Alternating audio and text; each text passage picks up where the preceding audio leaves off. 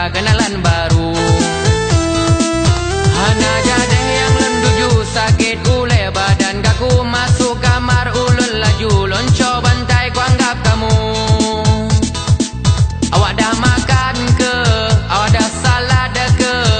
Dah ini, dah itu, masa saya nguruk awak. Awak jom kita jumpa lepak-lepak entar malam, moga kita ada jodoh sayang.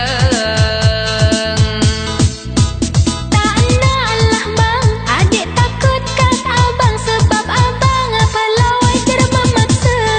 Nak makan-makanlah, nak rayu-rayulah, nak tunjuk diri adik kami memember abang.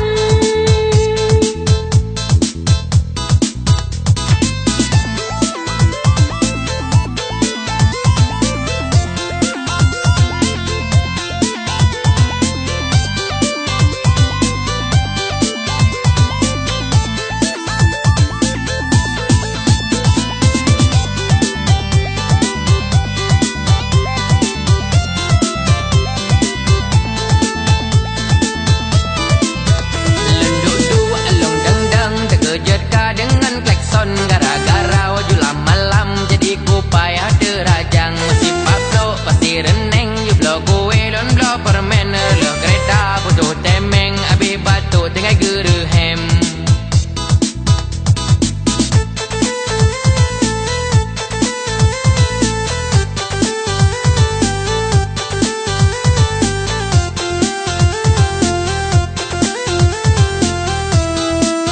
Putuh cinta oleh reneng, hana pasangan ngenjama en. Lon berkilatnya si patu, ajak jumpa kenalan baru. Hana jadeh yang lenduju sakit uleh badan kaku, masuk kamar ulun laju lonco bantai ku anggap kamu.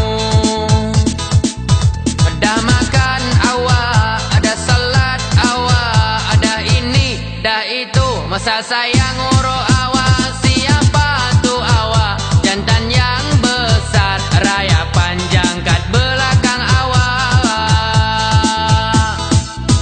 Tak adalah bang, tak adalah bang, dia itu abang datang dari seberang. Baru je tiba semalam, dia itu baru datang, anak buah mak mertua saya bang. Alun duduk, alun dang-dang, terkejut kah dengan klakson. Gara-gara wajulah malam, jadi ku payah derajang. Si Pablo pasti reneng, you blow kue, lon blow permen. Loh kereta putuh temeng, habis batuk tengah gerehem. Adik di Malaya tinggal di mana? Abang di mana? Di Kedah adik, dekat Penayung. Sama bang, ada juga kat Penayung. Waduh,